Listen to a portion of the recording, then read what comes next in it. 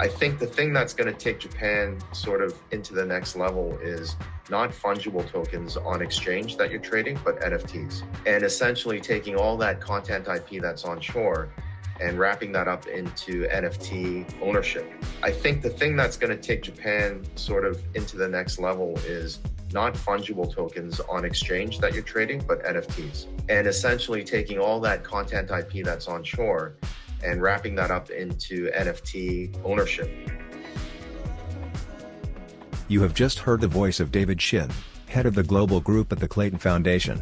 During this episode of the Exponential Finance podcast, we have the opportunity to take a deep dive into the Klaytn universe and David's perspective on content distribution in a Web3 environment, the concept of proof of me as a decentralized identity, and David's view on how Japan is engaging in this next wave, among other things.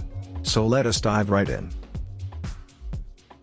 But I think we overlapped a few years in Tokyo as well, although we didn't meet.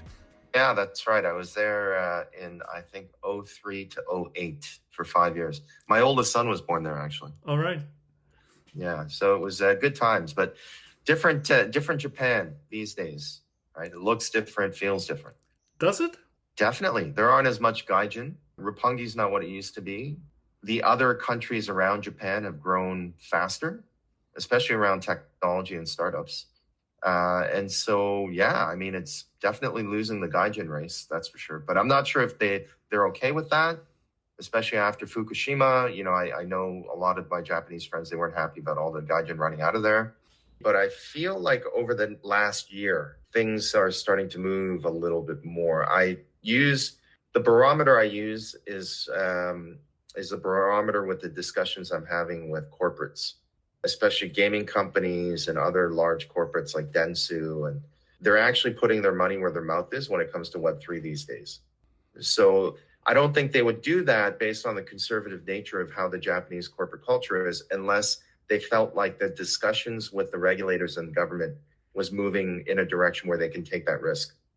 Maybe to add an additional flavor to that, there seems to be, at least in some parts, a realization that always contracting with the Fujitsu or so as your large system integrator just doesn't cut it anymore. So I've seen smaller players who really technically savvy and bring the good engineering skills, winning some business against these old dinosaurs. And that's a good sign for me as well. Yeah, no, for sure. Yeah, I've been in Japan 2-3 times now over the last 2 months, meeting with a lot of our partners. All the gaming companies in particular, they're all listed and they have some reputational risk, right? And of course, they're regulated because they're listed companies, but they're putting tons of money into Web3 now. So that is a good indicator. Dentsu recently announcing their Web3 division. I think that's a massive indicator. SoftBank making more investments in the space. And then most importantly, my conversation with the Japan regulator. I think the thing that's going to take Japan sort of into the next level is not fungible tokens on exchange that you're trading, but NFTs. And essentially taking all that content IP that's onshore and wrapping that up into NFT ownership and creating distribution channels through the internet, being able to settle that with regulated CBDCs or regulated stablecoins, which is where I think we're moving towards. It's a good hypothesis, and I wish it comes through. The experience also from the last 5 years, especially kind of with your Kakao background, right? The biggest comic platform on the smartphones in Japan is owned by Kakao these days, right? They've overtaken Line, which obviously was also originally Korean. So I think it needs to hit the accelerator a bit, right? So maybe 3 years ago we would have said, well, they can come along and play with everybody else, but now everybody else moved quite far ahead, at least. I think we're getting into sort of, a specialization phase of technology. I don't think Japan's too late to try and create their own distribution and social networking channels. I think it's pretty clear a combination of the Chinese and Koreans are pretty much dominating that. I think what the market is going to now start moving towards is having digital assets that are representative of real world content IP and being able to distribute that through these existing channels, whether you are creating IP, wrapping that up as an NFT and selling it on OpenSea or some other large marketplace, or whether you are using that IP to create extended business opportunities on Webtoons, for example. Like I've always said to the gaming companies, you've got two businesses here, but you're only focusing on one. And they always say to me, what do you mean? I said, well, you're building these gaming titles, which are effectively comic books, but you're not really leveraging the comic book distribution channel. And once you do that, then you can also extend that out to collectibles in terms of NFTs. So there is a huge sort of more wider opportunity commercially that I don't think the companies are seeing yet.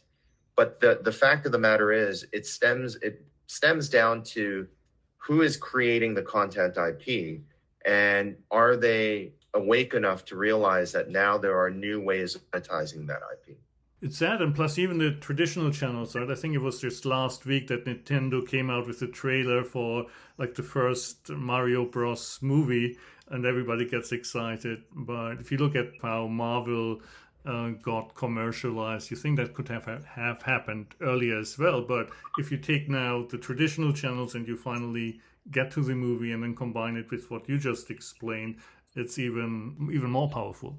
I personally think that what you just described is the first phase of what I would call, the extended distribution of content IP. We've been seeing that for the last 10 years, what extending comic IP and game IP into the movie distribution channel can do in terms of commercialization opportunities.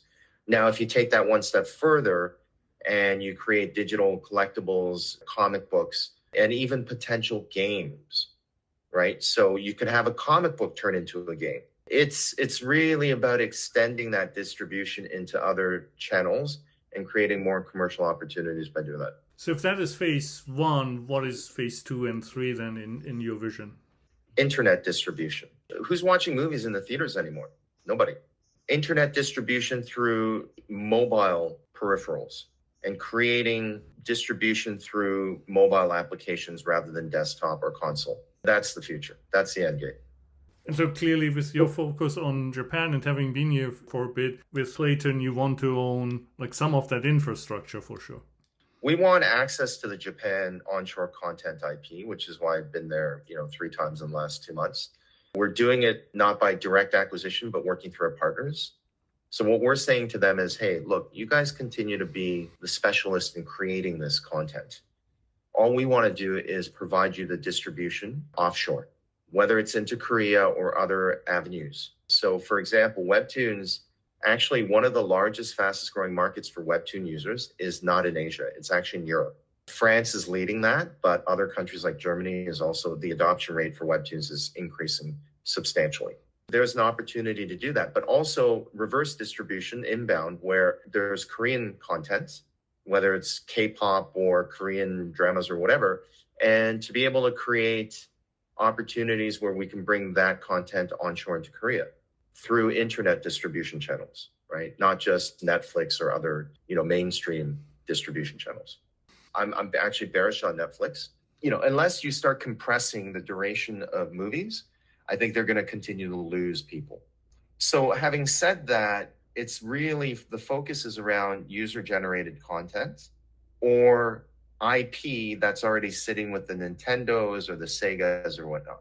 And then leveraging, again, existing distribution Web3 channels or existing distribution Web2 channels. Like, these days, for instance, you can actually have your NFT as a profile on Twitter, and they'll verify that it's a real NFT, right? With the blue check marks. So these are creative examples of how I think we're going to start seeing cross-border distribution between Web2 and Web3. But that's really the commercialization opportunity. I listened to your panel talk at Token 2049. So since we are on NFTs, I kind of found your vision interesting on when they become dynamic, because, okay, it's a profile picture right now, but when they become dynamic, there is much more what you can do with them. And how far are we from that? Clearly, people are working on this, but for... People are working on this, yes. I would say we are, if it was baseball, we're at first base, but they're on base and they're moving quickly towards second base. So just imagine a world where your profile, in the example you used, your profile pic, which let's say represents an NFT on chain, is then uploaded as your Twitter profile. And let's say that you go and get a haircut today and you pay for it through your wallet. That metadata then feeds through an oracle into your NFT and your profile picture changes, right? Your haircut won't look exactly like what your haircut looks like in real life, but there will be some sort of change in your hair. These kinds of things are very doable. I think it also enables us to then be able to have marketplaces that don't have to be on marketplaces, if you know what I mean. So we can really barter, right? Because having this kind of real-time data feed into assets can allow you to have real-time intraday valuations, which means that if I meet you in, let's say, the metaverse somewhere, you have a particular asset that I would love to swap something for, not necessarily buy it from you, but swap it, barter. We can really do this because there's real-time data that's feeding into your asset for me to understand where that sits in the wider market without having it on some exchange or some NFT marketplace. And that becomes quite interesting. But also, I think the interesting part is for things like sports betting as well. If you have NFT representation on athletes, like LaMelo Ball, who is Rookie of the Year a couple of years ago, launched the very first dynamic NFT asset. And the idea there is, as he's playing all these games throughout the year, if his 3-point percentage increases, then the valuation would change, or his dynamic NFT would change. If he gets injured, the dynamic NFT, all of that will create new abilities and capabilities for sports betting. Now, throughout human history, marketplaces, and this has not turned out different in crypto so far, right? Marketplaces were always required to aggregate demand and supply and provide sufficient liquidity. If you're now starting to barter, still the remaining problem is always how do you find your counterparty? Yeah, and I think this is where, virtual environments become quite interesting, right? I think the metaverse will become one big economy. That's what I see it as. I mean, to me, metaverse is nothing more than a virtual wrapper. So you're either wrapping up, let's say, an event like a concert, or you're wrapping up an event like, let's say, a national election. It's nothing more than a virtual wrapper. The key is the virtual wrapper can be open 24/7, 365 days a year, right? I remember being at Morgan Stanley. The golden egg was to try and achieve 24/6 on the equity markets. And that was very difficult to do, right? Because you're handing over books and, even from an infrastructure perspective, there's a lot of work in getting to that. But what Bitcoin and crypto has proven is that you can actually now have 24/7, 365 days a year markets that are very liquid. And if you extend that away from a centralized market like Binance or Coinbase into a metaverse, which becomes an open virtual market, I think that becomes quite intriguing. Fantastic environment where we're 24/7 and it's like one market. So far, it's always broken down at the national border. And so what are the mechanisms that we need in the metaverse to actually have this as one and not, again, having nation states in the metaverse? Well, in the metaverse, I don't think we're going to be bartering fungible tokens. Like, I don't think people are barter, hey, I'll swap you my Bitcoin for Ethereum. What I'm talking about are NFTs that represent assets such as intellectual property. It could be, let's say, a song that you wrote that you can barter for, let's say, a short movie that you created, and we swap IP essentially. But the problem is, in a private market, how do you create the right valuation and create the right liquidity? That's always been the challenge of the private markets versus public. And this is why dynamic NFTs become so intriguing to me. Because now you bring in the public element through oracles and the integration of all this off-chain data real time into private markets, which means that you can actually have more transparent ways to barter. Makes sense. Now, the other gap that we had, and where we built the internet without necessarily thinking about identities clearly because it was intended for a small group initially, but it feels like we're stumbling now into the next generation Web3 metaverse, and we still haven't figured out really a digital ID. And so who's going to crack that nut? don't like the idea of creating some sort of singular ID that ties you to a particular application or wallet per se, or user ID. Kind of like, I don't like the Google or Facebook way of logging in as a single sign-on, because you're essentially trusting your to Google or Facebook. And we've seen what happens with hacks. We've seen what happens with catfishing, burner accounts, all that stuff. What I prefer is the concept of proof of me, where the blockchain validates you, that you have worked at such and such a place. Take the notion of LinkedIn. All I can do is, because Jason introduced us, is assume through Jason, because I trust him, that you are who you are. But what if there is a way for there to be a decentralized way for me to know that you've been verified and validated, without it being Twitter validating you as a central entity and putting the 2 blue check marks? What if it's a group of validated, a distributed network that validates you? So I don't have to go and check with all your employers that you were managing director at such and such. Like, imagine that level of trust, very simplistically happening through a proof of me concept that validates who you are. If we can get to that, and we definitely can, we're already starting to experiment with things like soul-bound tokens, as well as other DID, decentralized ID validators that are coming online. I think this is going to be incredible in terms of cracking that trust problem online, which then would solve a lot of issues around things like catfishing and burner accounts. Totally. We're both living and have lived in jurisdictions where we're maybe not that concerned about our identity being somewhat public, and especially also with the things we're doing. But if you live in more repressive regimes or so, you clearly don't want to necessarily disclose everything that you're doing. Well, I'll be honest with you, like every time, in the past, I would speak to some guy in Africa or Russia about crypto. In the back of my mind, I'm not going to lie to you, right, Norbert? Like, I was thinking this guy could be a scam. And it takes a while for me to go, oh, actually, he's not. And then, I open myself up. That inefficiency and the non-productive way of engaging, because we're trying to develop trust, is really inefficient. There must be a more efficient way now that we have ways to verify wallets, to verify who you are in terms of the activities that you've been doing on chain.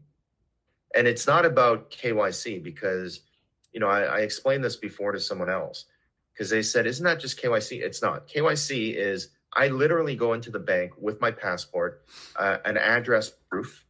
They look at my face, they make me sign a physical signature, and they're like, you're done. You have an account. That's not what I'm talking. I'm talking about, you can stay as anonymous as you want, or you can be verified in terms of, I am a part of the Bar Association of Japan, verified. I founded the Bitcoin Association of Japan, verified. These kinds of things. Because that outer layer, as you verify more and more and more, it turns the core into something that you could potentially trust without having to have physical signatures and passports. It's another way of doing a form of KYC, which I would call proof of me.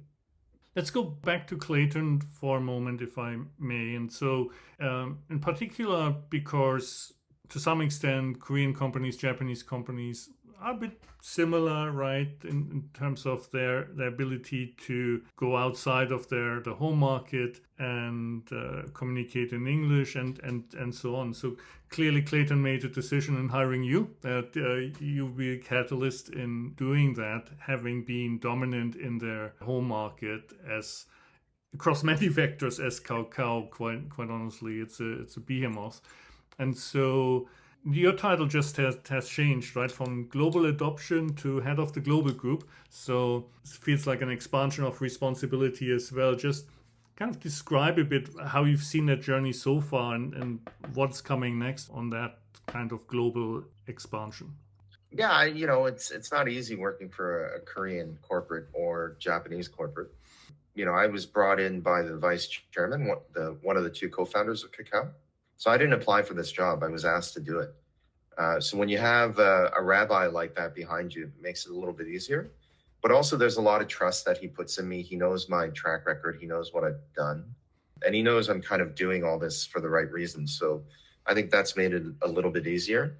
I think, what I've been able to do is prove to Kakao, prove to the Klaytn community that putting trust in me and allowing me to lead the organization, we can move this thing in a direction that makes a lot more sense than where they were with Ground X at the time, and Jason Hahn. So, and it's just a matter of how we grow further from here, right? So I've taken it 0 to 1. Where we go from 1 to 2, it may be me, it may be someone else, but I think that's the more interesting part of the journey from 0 to 1 is we put that in play. I think we've seen some pretty good traction. Like I always tell people, a year ago, no one knew about Klaytn outside of Korea, nobody. But now, it's being talked about everywhere around the world and for the right reasons. The most important thing on that comment is we're being talked about for the right reasons, meaning that the strategy and the narrative that we've been putting out there, people like, because that's what they're talking about. Yeah, and so I came across the Klaytn team the first time at DEF CON in Osaka, which was basically 3 years ago now. And it was like 4 months, I think, after Klaytn had launched. And there weren't that many people listening to the presentation, which I think would be very, very different now. And right, you had also your second DEF Day in Singapore in September. You're investing also quite a bit across both the Klaytn Foundation and Crust Universe. And so what's the kind of the different roles, if they are different, across these two entities and the focus that you're pushing through these? Crust is a 100% owned subsidiary for-profit entity of Kakao in Singapore. Klaytn Foundation is a Singapore nonprofit that has no legal ties to any of those, that has no legal ties to Kakao. So we do all the grant funding out of Klaytn, and we do all the for-profit investments out of Crust. That's basically how it's summarized. The Crust focus is still on the Klaytn ecosystem. Ecosystem, correct. When you look at your investment focus right now, which clearly has a 3 or 5 year view, see a lot of metaverse, of course, gaming. Yeah. What are the building blocks that you're putting together there? We are also investing into community infrastructure.